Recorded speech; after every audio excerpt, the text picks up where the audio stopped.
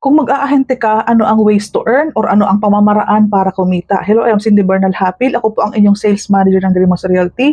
25 years na po ang ating company. So, sunod-sunod mo po tapos itong mga video na to kasi i-explain ko na kung ano ang mga magagandang reason bakit kailangan mong bigyan ng pagkakataon ng sarili mo na matuto at matry kung paano maging ahente or yung mga nagbebenta ng real estate. Ways to earn. Ang ways to earn natin, pwede kang kumita sa personal mong benta. Paano bumenta? Again, tapusin mo itong mga part 1, part 2, part 3, part 4, kung anong ilang parts ng video ang ina-upload ko, nandyan yung mga pagtuturo ng flow. Pero in this short video, tuturo ko sa iyo ng pahapyaw kung ano yung mga pwede mong pamamaraan para kumita. Ang personal sales, ang ibig sabihin yan, ikaw mismo ang personal na nakabenta.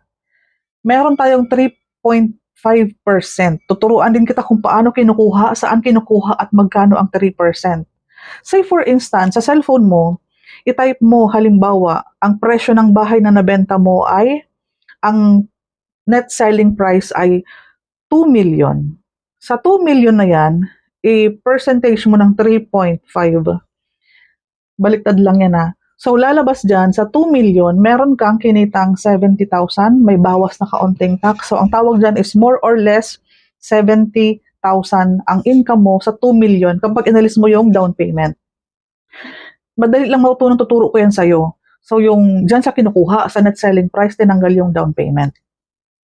Next, ito yung power of recruitment. Bakit kinakailangan mong mag-recruit? Bakit nanggagaling sa recruitment fee ang pag-asenso mo at ang pagkakaroon mo ng passive income? Nagkakaroon ka ng income na hindi ka na gumagawa. Again, tutulong ka lang sa mga taong gustong magkaroon ng career sa real estate, meron ka pong recruitment fee na 0.5. Kung meron kang matulungang 10 na naalagaan natin, sa lahat ng benta nila, kikita ka po ng 225,000 hanggat hindi pa sila nagiging ahenteng kagaya ko. Ibig sabihin, kapag sila ay nakapag 45 million, ang kikitain mo ay 225 cash po yun. Every time may benta po ang recruit mo, meron partial ka doon. Okay? Kung halimbawa si agent mo ay mayroong 3.5 rate, ikaw po ay mayroong 0.5 sa benta niya. Benta niya, effort niya, tinulungan lang natin, tinuruan lang natin, ginaid natin kung paano magbenta, yun na po ang leverage mo doon. Imagine mo kung meron kang 10 na bumibenta, meron kang 0.5 galing kay Grace, kay Mary Ann, ayan. So the more na meron kang active agent, dumadami po ang passive income na galing doon. Recruitment fee po yan. Next, meron din tayong assisting fee, 0.5 din yun. Kung gusto mo ng mas malaki, meron ka ng recruitment fee at tinulungan mo yung agent mo na mag-reserve, mag-assist, kaya meron kang assisting fee. Kaya, naging 1% ka sa isang benta niya. Kapag hindi ka tumulong, 0.5. Ayan, recruitment yon. And then, meron naman tayong assisting. If other ways to earn yan. In the event lang na i-assist mo siya. So, meron tayong yan, referral, yung recruitment po yan. Meron tayong quota allowance kay Dream House. Every quota may promo si broker. Halimbawa ngayon, makabenta ka ng 2.5 million. May 5 recruit ka ngayong buwan, meron kang 2,500 pesos. Yun siya. Kapag nadoble mo yung recruits mo, ginawa mong 5,000 ang cash noon. Meron si Dream House mga promo. Actually, ang dami sa mga developer, sa ang project.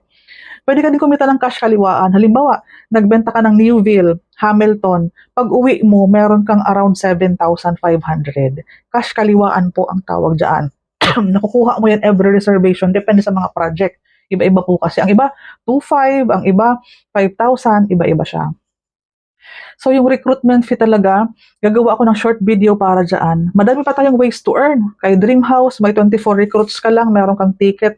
Pwede kang manalo ng 150,000, 100,000, 75, hanggang hanggang 5th prize nakakash. Ang daming ways to earn. Kaya please mag-attend kayo ng Enroute seminar or Zoom seminar kahit paulit-ulit, nandoon po ang explanation ng ways to earn natin. Sa short video na to, hinihimay ko lang siya, pinofocus ko lang siya part by part para mas mabilis nyong ma-absorb at maunawaan. Okay? Next video tayo.